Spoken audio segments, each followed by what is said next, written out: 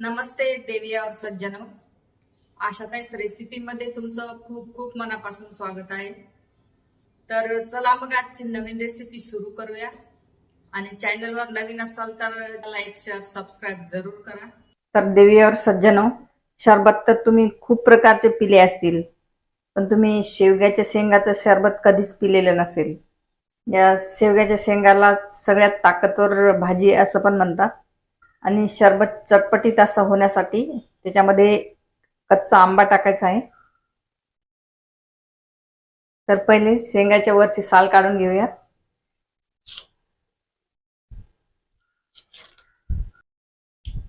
तर अशी थोडी थोडी साल काढायची आहे आणि याचे असे बारीक तुकडे करून घ्यायचे आहेत। तर आंब्याला असंच टाकायचं आहे, आंब्याची साल काढायची नाहीये, फक्त मी थोडेसे आंब्याचे देठ काढून घेतलेले आहे।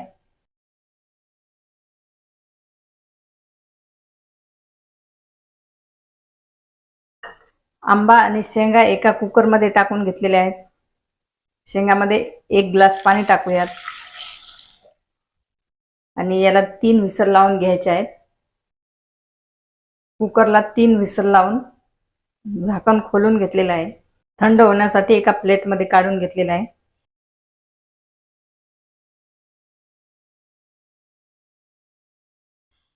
चाळणीवरच आंब्याचा हा गर काढून घ्यायचा आहे। वरून असं थोडंसं पाणी टाकायचं, मग चाळणीमध्ये तर पूर्ण आंब्याचा गर निघून जातो। बघा कोय एकदम पांढरी झाली आहे। थोड्या थोड्या ह्या शेंगा पण याच्या चाळणीमध्ये टाकायच्या आहेत आणि याचा पण असा पल्प काढून घ्यायचा।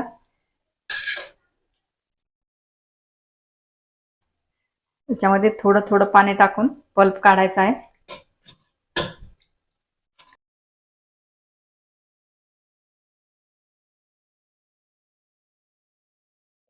बघा याचा पूर्ण गर किंवा पूर्ण पल्प निघला आहे।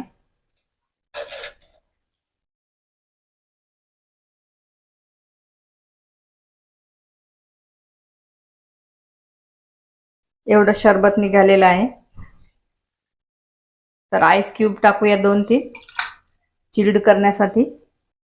सेंधा नमक टाकूया थोडंसं किंवा सेंधा मीठ। आंबा थोडा आंबट होता तर 2 चम्मच टाकूया साखर। पोटामध्ये थंडक होण्यासाठी पुदिन्याचे पानं टाकायचे 4-5। 1 चम्मच सोप टाकायची आहे। 1 चम्मच भाजलेलं जिरं टाकायचं आहे, रोस्ट केलेलं जिरं। आता याला ग्राइंड करून घेऊया। तर बघा ग्राइंड केल्याच्या नंतर असं शरबत झालेलं आहे। आता याला एकदा पुन्हा चाळून घेऊया।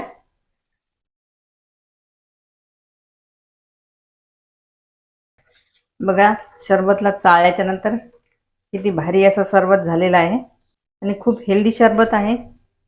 घट्ट शरबत बनवून फ्रीज मध्ये स्टोर करून ठेवू शकता। मग जेव्हा सर्व करायचं त्याच्यामध्ये पाणी मिक्स करून सर्व करू शकता। घेऊया ग्लास मध्ये।